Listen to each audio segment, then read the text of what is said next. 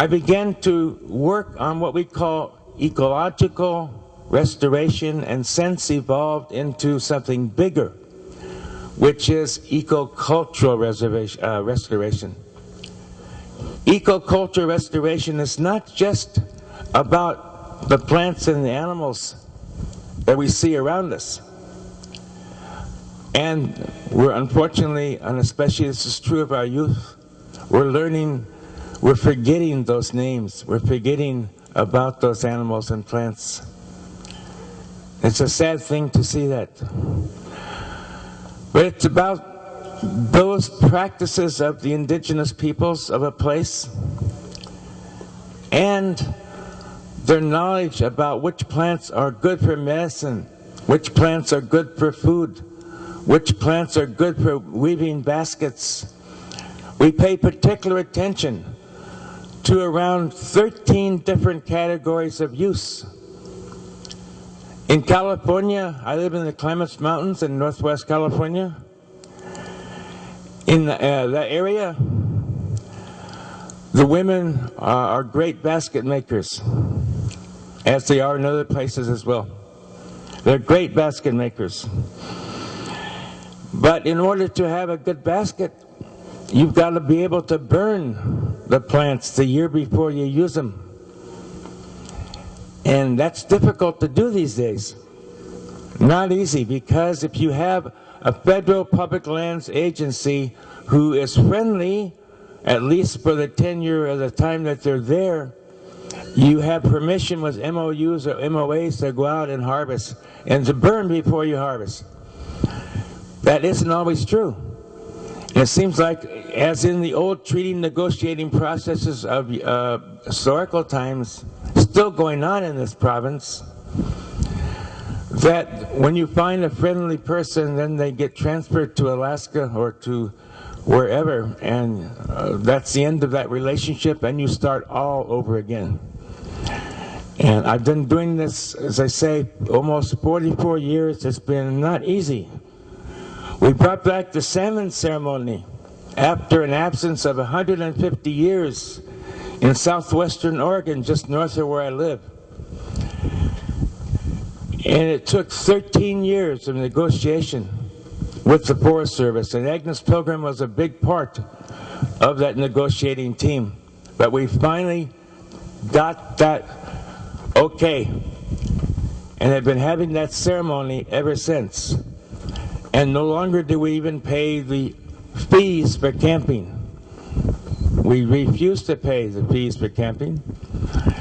And I remember one time working for the Sinkyone Intertribal Wilderness Council in Northern California, we refused to pay anything for a whole summer of camping out on a state park. But you've got to be forward that way. You've got to be persistent and keep going. So I began over time to put together the cultural and the ecological, because they are together. They're really one. You cannot have a healthy community, you cannot have a healthy mind and body without a healthy land. And you cannot have a healthy land if your culture is not healthy. The two go together. I think sometimes we tend to forget that. I'm wondering, Art, I've got my water bottle right next to you on the right. Give it a shot, thanks.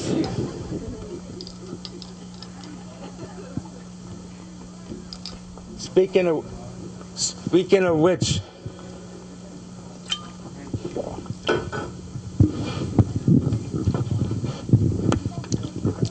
water, as I've heard so many times in the last couple of days, is very important. Agnes does water ceremonies all over the world. She speaks a lot about water. A lot of our elders do. But you go places where the water is so bad, it cannot even be used in ceremony. It's too polluted. Not to mention the fish that live in that water. This is becoming a problem, especially with the privatization of water. But you know some of these stories. You know some of these negative things. The way water is treated. the water which we are told has memory, it has a life, and it has health, or it can be diseased. And I'm not talking about pollutants. I'm talking about other aspects of disease.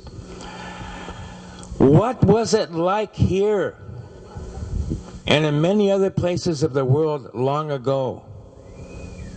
What was the land like?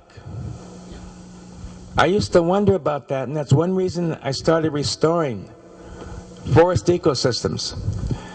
Because I wanted to know what it was like to be in a place that was beautiful and healthy. And I wanted to learn the plants. I grew up in a hunting and fishing subsistence family. So I knew the animals pretty well, but I needed to know more about the plants. I began to learn as a young man. And I learned about the communities that these plants lived in. And so here's how it was, briefly. Where I'm from, the Klamath Mountains, we now have 4, 5, 6, 7, 8,000 little trees per hectare. 250 years ago, even 200 years ago, we had per hectare 10, 20, 30, 40, 50 trees. What happened? What happened was that the powers that be decided that fire was too dangerous to allow the indigenous peoples to use it. And it's really sad. I've traveled in all of the English-speaking countries of the world, Australia, East Africa, India, North America, and so on. There is not a positive narrative of fire. There's only fear. And for indigenous peoples, fire was the way the earth got renewed. So along with the ceremonies and the prayers, you had the act of burning. And in my country, where I've lived now many years, in Northern California, but also in many places of the world, including up here, as you go east into the drier zones, where fire had greater effect than on the coast. Those places were burned regularly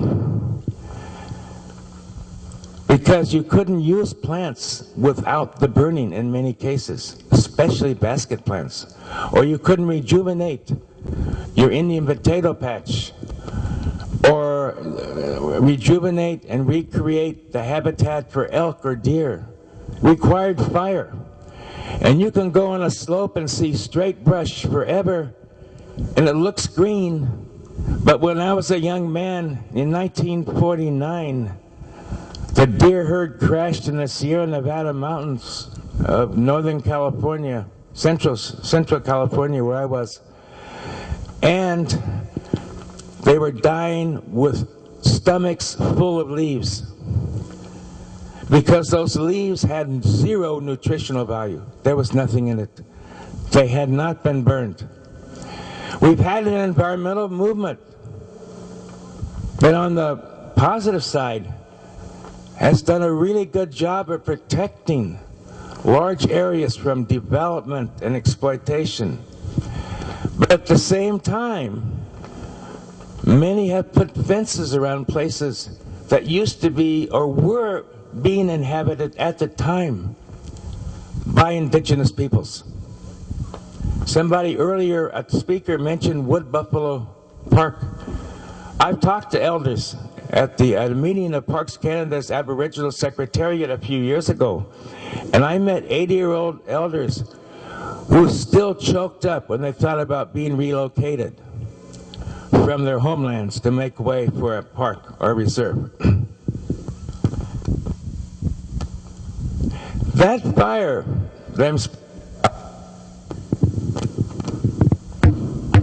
that fire was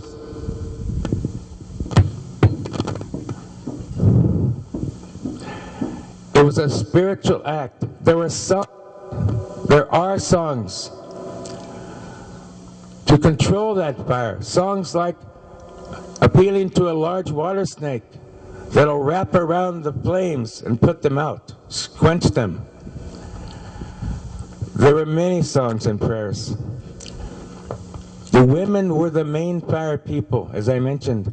The men did the fire in the hunt, primarily the encircling fires to trap the deer and elk. They had elk dogs as well that would help them. And they have great fences encircling an area, thousands, sometimes hectares. And there'll be openings along the way. And if it was just a fence and not a fire, the women would stand clashing the deer bones and everything, making a loud noise, panicking the deer, and they would be caught in these snares and traps. Do you know how many plants it takes that have to be burned the year before to make a 45-foot snare?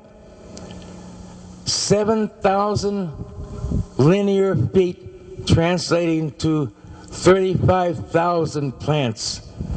And these things didn't last forever. They would deteriorate quickly. And so you had to keep burning in a great mosaic. So you had scatterings of trees and you had scatterings of grasses, which in California was an important food once. And you had flowers and shrubs in this ever recycled plant development and turnover.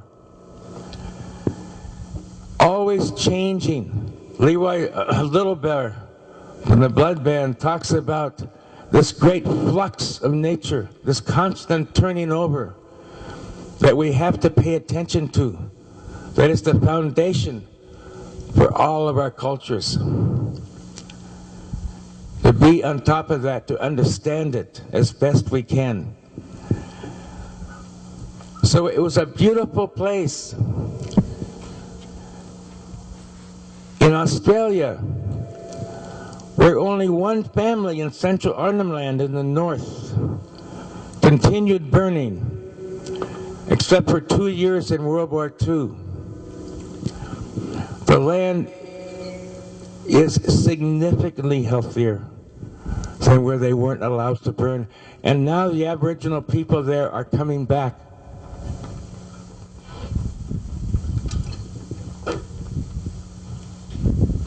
With the fire. And ecologists have gone out with the traditional burners, and they have found that in 5 categories of biodiversity, indigenous fire is far superior than the government parks fires or the wildfires that happen late in the season, the wrong time, and that can burn up to 1 million hectares at one time. Extremely destructive. So sophisticated is their knowledge of smoke, by what kinds of plants produce the smoke, that they can tell you what smoke is good for what disease or ailment. Here we are deathly afraid of smoke, and with good reason in many cases, because if you're an old person, you've got heart disease or something, you know it is a problem. On the other hand, if you burn little places a lot, you had frequent low intensity, low severity fires, you don't get a lot of particulate matter and a lot of smoke at one time. But this negative narrative of fear is what's caused through this government fire suppression everywhere in the world to this present day, for the land to choke up, to be ugly in places, to be trashy, to look like no one's taking care of it. And that's what the elders would talk about, who had been around when burning was more regular, although up here 1 step ahead of RCMP, and down there, 1 step ahead of the Forest Service or Bureau of Land Management. The last Indian to burn in a big way, where I'm from, in southern Oregon, used to take and throw the coals from the side that was not burned yet, from the side that was burned, back onto the side that hadn't burned in order to continue the fire, make it bigger. Well, they've hired him put him in an office, and that was the last big fire that happened where I live. But the Indian women still burn for the basket plants. You can imagine the habitat for animals, for birds, for people. It was incredible.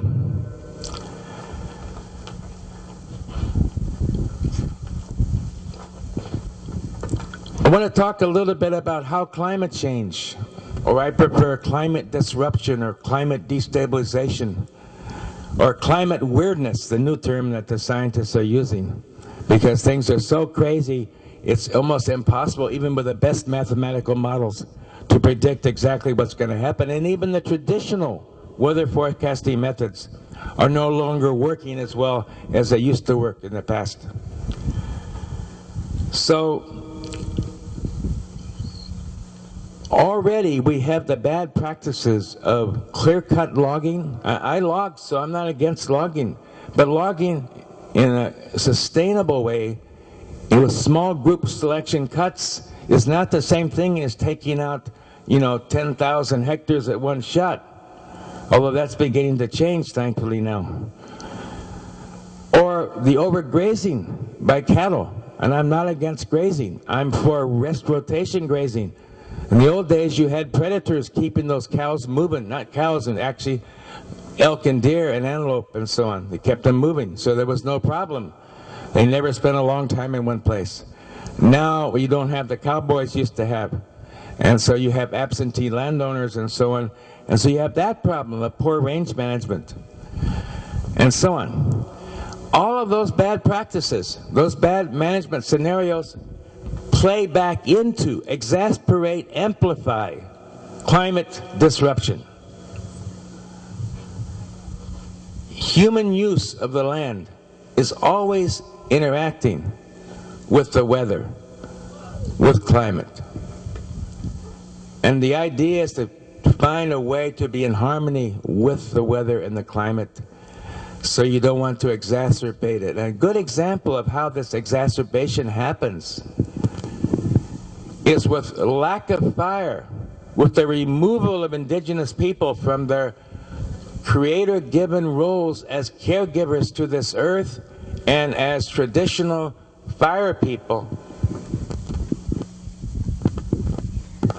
have come fire suppression that I talked about. And this fire suppression has left us with choked up forests, trashy looking, hard to even walk through for animals. Sometimes, even though we put roads to bed and recontour slopes, sometimes you have to leave some way for everyone to get through. It's that bad. And I've logged through stands where you have, 3,000, 4,000, up to 10,000 or more trees per acre, and it's real slow going. In the old days, the women would take a pine torch and light the bottom of the slope, and it would just shoot up the slope. If you did that now, you'd have a real wildfire. You've got to back off of the ridges now to be able to burn. That's how you burn. So it's changed that much. So we have more wildfires. But we have earlier fire season, so we have a longer fire season. We have earlier snowmelt. And the watersheds, because of the trashy kinds of management by the dominant cultures and agribusiness, etc., you don't have the sponge effect of the watershed anymore. It doesn't hold water and slowly release that water out. So what's happening? I talked to people from Swinomish and Tulalip and Quinault, down on the Nisqually, Billy Frank's people down on the Puget Sound, and the salmon are arriving 2 months after the water arrives. 2 months. So when the salmon get there, there's no water to speak of. It's too warm. The glaciers are melting there, as they are at other places as well. The only glacier not melting is Mount Shasta. I'm not sure why that is, but it's not. But everyone else is. And so you have these multiple effects, cumulative effects of more dryness, more fuel, more fires, and therefore more CO2, more nitrous oxide, and so on going into the atmosphere. And that causes further drying because it furthers warming. And that causes more wildfires. We're in a very deadly downward spiraling, exponentially spiraling positive feedback loop that continues to get worse exponentially. And when we hit that tipping point, which we can't really see because it's invisible, when we hit that tipping point, we're going to go into a state of irreversibility. And because of that state, even now a likely state of irreversibility, we're going to have to be very careful about how we observe and how we understand what's happening in that great flux around us. This is extremely important.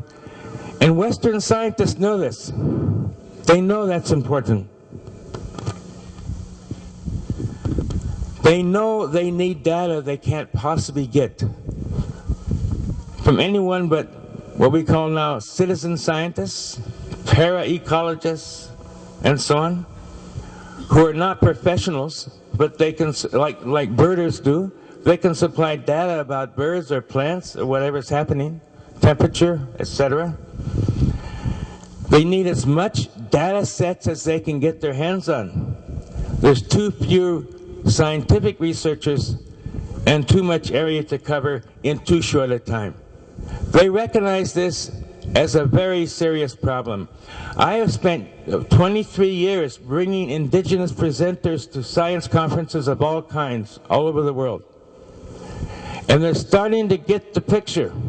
They're starting to see that traditional ecological knowledge, I'm not talking about the larger sphere of traditional knowledge. I'm not talking about spirituality in the sense that, that you understand it. I'm not talking about the large picture, because in that large picture, Western science is a small subset.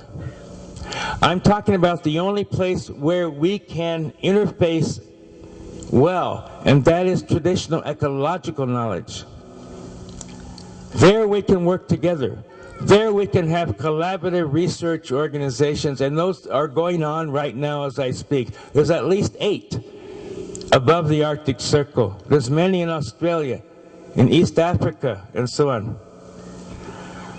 So they're aware of the need, and they're willing to entertain the idea that they could learn something from indigenous peoples. Finally, I've seen the changes over the years. I've seen the time when we could barely get one little small room in a science conference at a university to where we have overflow crowds now, and moving to a larger rooms.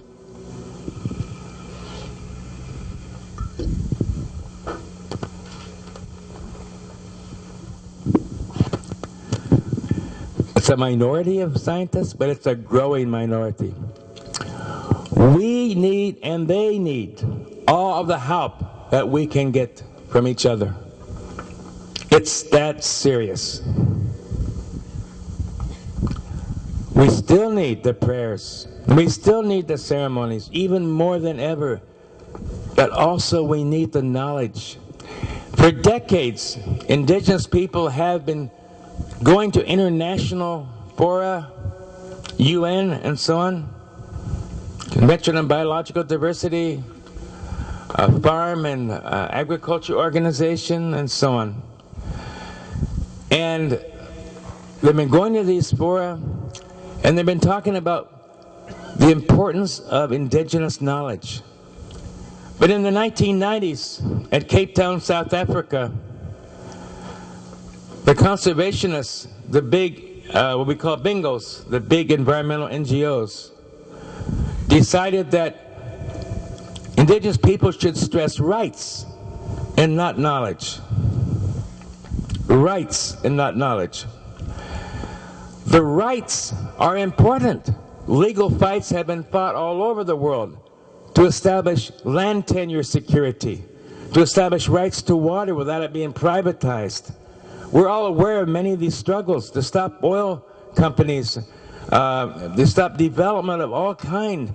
And yet, even more important is the fact that indigenous peoples are part of the solution, not the problem. And we're finally beginning to get at least a glimmer of recognition that this is the case. We are part of the solution, all of us, because we have knowledge that they don't. But our survival depends on us working together. It's like the two wampum belt story from the Iroquois and the Haudenosaunee, when in the 17th century the Dutch ship and the Iroquois canoe went down the St. Lawrence Freeway side by side. And they were in different boats, they had different crews, they were different kinds of people, different cultures, but they were going the same direction. The two wampum belt model. That's what we need. And they built a wampum belt exactly like that. Still exists. So we've got to think about collaboration. This is what we tell the scientific societies, like the Society for Ecological Restoration International, or Society for Conservation Biology, or Society for Ethnobiology, or Ecological Society of America. All of these are receiving indigenous presentations, indigenous papers now. We're in the literature. Got peer reviews. They're not always pleasant. I just put in a paper that was peer reviewed to the UN Farm and Agriculture Organization, the UNFAO, and they didn't like oral knowledge being presented so prominently. They said this is all speculation. They said it's impossible, it's purely speculative, that indigenous people in the north during the ice ages could have actually had the forethought to have moved salmon spawn from one watershed to another. I pulled out the documentation from the Royal Museum of British Columbia on that one. Snoochalnoth have that story. And there's many other stories like that. They can't accept oral knowledge. The 1993 Delgamuukw decision notwithstanding. It works now in court for the treaty negotiation process here in BC. But it's still a hard road to hoe. It's hard to get the kind of legitimacy. It's simply called anecdotal information. It's not considered hard enough science to satisfy the reviewers. So I rewrote the whole thing and finally passed the muster. So the idea was that you want to call yourself an agriculture organization. Indigenous agroecology is farming. It's called fire stick farming. Fire stick farming. The torch farming. And you know, you didn't have to apply fertilizers because the fire recycled the nutrients and all the vegetative matter on the surface of the earth and the forest floor. You didn't have to worry about irrigation, although some tribes, of course, did irrigation in the southwest of the U.S. and northwest Mexico and down below and in Central America. Even Owens Valley in north and southeast California, they irrigated. But it wasn't required in most places. You didn't need pesticides. You didn't have to clear all the rocks out of your field and plow, even when you got draft animals from the white settlers. What was the point? It was relatively easy. And the women were in charge. And they made it happen. As the women, indigenous women, are in charge everywhere when it comes to the food, to the medicine, to the caregiving of the forest, causing big problems in South Africa, for example, where the UN and other large organizations, NGOs, bingos, are trying to get work for indigenous men in the plantation forests. But the women are kicked out of the forest, therefore undoing centuries of understanding and work within that forest to take care of their children and take care of the families in the community. Overnight gone. And yet it's touted as we're helping those people with jobs. So there's a lot of ignorance to overcome yet.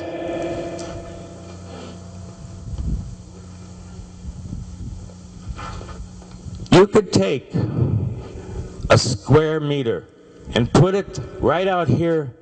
By the way, there's a plant here that the Russians used to make tires during World War II when they ran out of latex. It's here, all over this ground. It's a very important medicine plant as well. We walk on these things, we don't know what they are. But it's good to pay attention to the little plants because some of them are very, very important. So you could take a square grid of 1 meter, a square grid of 1 meter. Looks almost the same, right? You can see significant differences between those two grids. That's how complexity beyond belief that this earth is. When, as Herb Hammond pointed out yesterday, you can have 4 kilometers of mycorrhizae fungi threads, mycelia, in 1 cubic ounce of soil. This is an amazing thing. And so, therefore, scientists who experiment and they replicate their experiments from one place to another in, quote, comparable environments, will find out those environments are not quite so comparable. There is no substitute for good observation. And every hunter or gatherer knows this. There's no substitute for good observation. And they have been coming to realize that significant fact. You need to talk to people who know what the hell they're talking about for once. There was a time when, in 1978, that the science community discovered that Arctic ice was retreating in extent and thinning in depth, in thickness. Inuit knew this, Inupiat knew this in the early 1960s. And the scientists did this with passive microwave technology. They looked from GIS, Geographic Information Systems, at vegetation. They extrapolate from vegetation to the type of plants that the soils that should be there. They extrapolate from vegetation to the type of animal habitat that should be there. Nothing are anthropocentric. Anthropocentric, putting onto nature a subjective human view, than GIS, without the ground truthing that you need to back it up. And that ground truthing comes from the people that know that place and know the animals. The Canadian Department of Oceans and Fisheries once said that the Inuit could only take 2 bowhead whales every year. The population was that small. I got this out of a Baffin Region newsletter. And they were off by a factor of 120. That's an amazing fact. They were 120 times wrong. The same with caribou. They were 3 times wrong. With muskox, they said you can kill muskox once they're over the hill, they're no longer reproducing. This is the scientific, Western, mechanistic way of thinking. Well, they didn't realize that the muskox, like bison and big elk, they keep the herd calm when the wolves are surrounding it. They're able to break through hard ice to the lichens. And now in Finland with the Sami, this is becoming a terrific problem because you have warming, you have rain, you have solid ice, and they no longer can get through the ice, the caribou, in order to get to the lichens, and the caribou are dying. This is directly because of global warming and more precipitation than snow. One could go on for a long time, but you get the idea.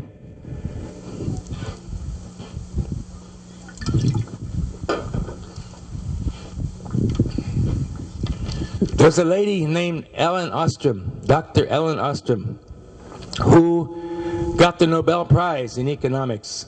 She was the first woman to ever get a Nobel Prize in economics. And she got it because she took a collective viewpoint, not a private property, individual property viewpoint. That was pretty amazing, considering how strong that idea is, that private property always is the most efficient way to have land tenure.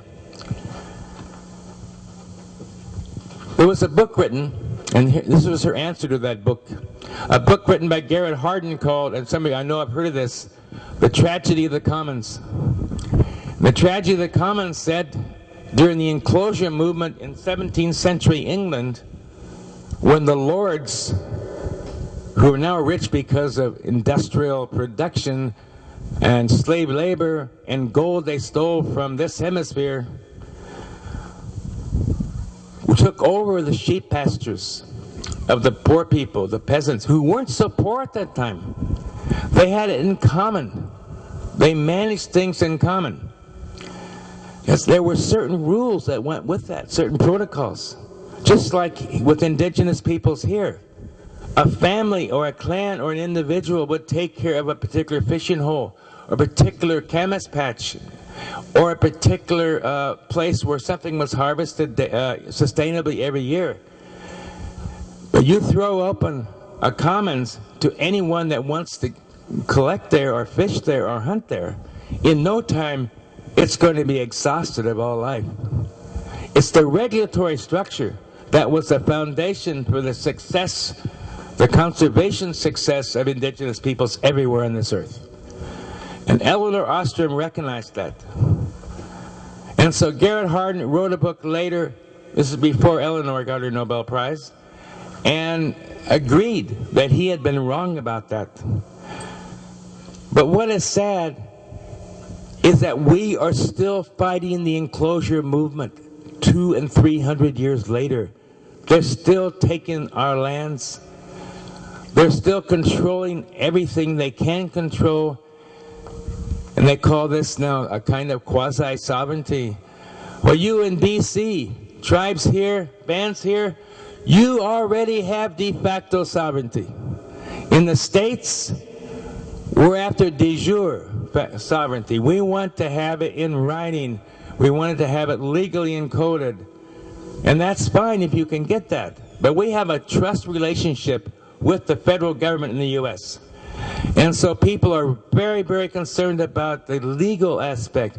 But here in BC, you have de facto sovereignty in many respects. So why go through the very expensive process of negotiating when all you have to do, as Herb Hammond said yesterday, is just do it. Just do it. When I was in northern Finland a couple of years ago, that's what the Sami leader said. We're tired of the Norwegian and the Swedish and the Russian and the Finnish governments telling us how to handle our reindeer. They don't know a thing about it. So we're just going to go off on our own. Ignore them and go back to as great a subsistence lifestyle as they can do. Now, I'll tell you something about Alaska.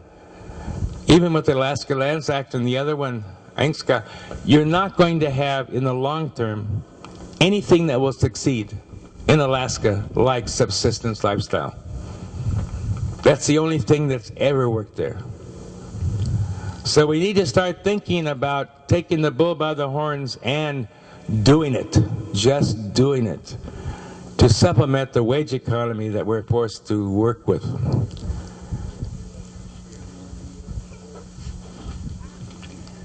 I mentioned the evictions. I work on the IUCN, the World Conservation Council Task Force for Protected Areas. And they just put out a document, Parks Canada. I work a lot with Parks Canada. Parks Canada just came out with a document called the Principles and Guidelines of Ecological Restoration in Protected Areas. And we worked 3 years on this. But by pushing really hard and with some help from my friend Eric Higgs at the University of Victoria, UVic, we got language in that document that was passed by the IUCN General Assembly. And now we're in the final draft now. going back to them for final approval, we got the wording to the effect that indigenous peoples are part of nature, therefore should be maintained there in their homelands and should be restored if kicked out because they belong there. And the only ones that know what's going on there. We got that in. That blew me away. But we worked years and years to get to that point. And we're so happy. So I wrote an Indigenous statement at the beginning of this document that there was a pushback about, but because of one lady, Karen Kinglyside, who's their ecologist, who liked our points of view, we got that long Indigenous statement in. And even though they had good positive statements about Indigenous people and so on, they were done that kind of, well, they're nice too, but, you know, however, we have it up front in the beginning so that a scientist is not going to skip over those, you know, scattered sentences that are positive. They're going to have right up front something they need to read before they read the rest of it. The same thing with Intergovernmental Panel on Climate Change, IPCC. We wanted it to be integrated well into the IPCC. We have various indigenous groups doing this, working on assessment report 5 that's coming out in a few months, I think August or a little after, if they're on time. And so we're working on that too, but they didn't want it that way. It was put off to the side, not in the front, but off to the side, so people would say, that's an indigenous thing. We're going to read the real stuff, which is the scientific thing. So it's always a struggle to get the indigenous people's point of view front and center. But we're doing it. We're beginning to do this. And this is a great thing. And I work with an organization called the Indigenous Peoples Biocultural Climate Change Assessment Initiative, IPCC. And because of that, I got to know Adolf here at Haklip. Visited 12 communities from Pyramid Lake and Washoe in California up to Umatilla and Karuk in Northern California, near where I live. Puget Sound tribes and Neskanlath Band, Penticton Band, Haklip and Mount Curry and Nisqually down in Puget Sound and other. So there's 12 communities. We just put the report out of those visits to the United Nations University in Darwin, Australia. It was funded by the Christensen Fund, and we're doing this in 9 countries. And it's about resilience, community resilience. I was going to talk about that. I know I don't have the time. I won't try to do it. But I will say that resilience or adaptive capacity, the ability to adapt socially, economically, and ecologically, or ecosystem-based, is something that is very difficult to achieve. And very few communities have it together enough to really be at this critical state of time to be truly adaptive and resilient. It has to do with lots of indicators. I listed 8 indicators. But I'll tell you one thing, Haklip was one of the 4 in all these communities that we felt was doing a very good job and was on the way to good adaptive capacity to climate change. We were very impressed by Haklip, and we're very impressed by Penticton as well. Jeanette Armstrong, my old friend. And we were impressed by the leaders of other communities like Don Morrison from Neskanlath and Fawn Sharp from Quinault and Terry Williams from Tulalip. But they're not getting the council support. The governance is not behind them, even though they're brilliant visionaries. They're great leaders. We need the council behind them, the band council, the tribal councils. It's not happening fast enough. So it's a big problem. But we keep plugging away on this. Okay. People must be getting hungry, so we'll try to wrap this up right now. I'll leave you with this. I think it was Mike that talked about the need to build a new house. And I think it was Herb and I think it was Art that talked about the need to slowly build a community in a good way. And that involves ecosystems as well as people.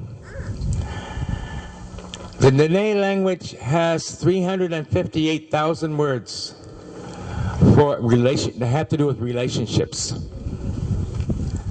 Many indigenous languages are similar. In English you have, in many European languages, you have the subject, the verb, and the object. If you lose a language, if you lose words, plant names say, in that plant name is its relationship with the animal that uses it. You've lost that information if that word is forgotten.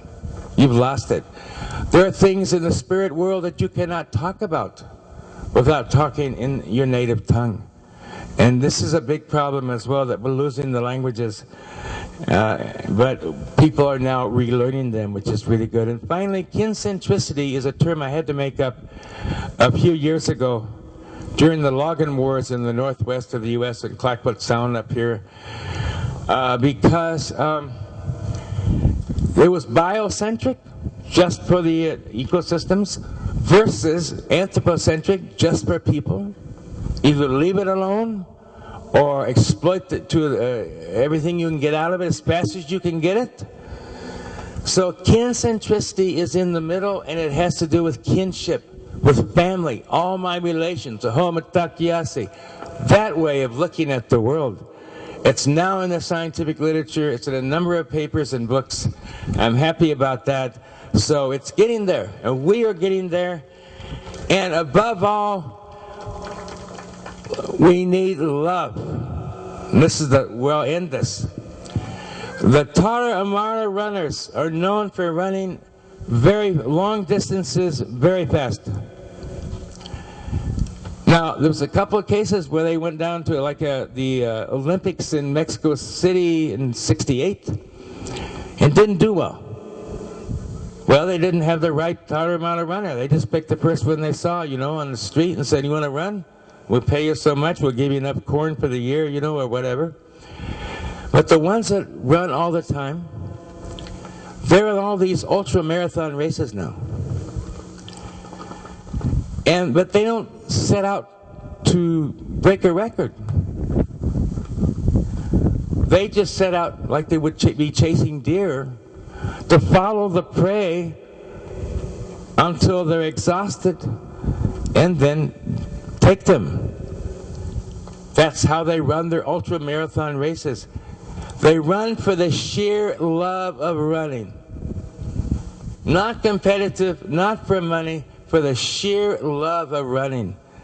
My autistic son used to run before he went to grade school for hours and hours in the mountains where I live. Just for the sheer love. Put him on a track, he's not interested. We've got to have that love of this struggle, but especially the love of the earth, because as Jeanette Armstrong from Penticton says, the earth loves us. We are part of that earth. Earth is part of us. We are the environment. The environment is not a viewscape. That is love in the deepest sense. We need to feel the joy that will keep us going as long as we're walking in the physical form on this earth, because that's what it's about. It should never be tedious. It should never be tiresome, even though you can get tired. Things can be tedious. After all the years I've been doing this, I know that well, but I still am happy, and I still love the work I do, especially when I get off in the woods, in the bush. And that's what saved our people time and time again, getting the hell out of town and going back to the bush. Just do that. Thank you.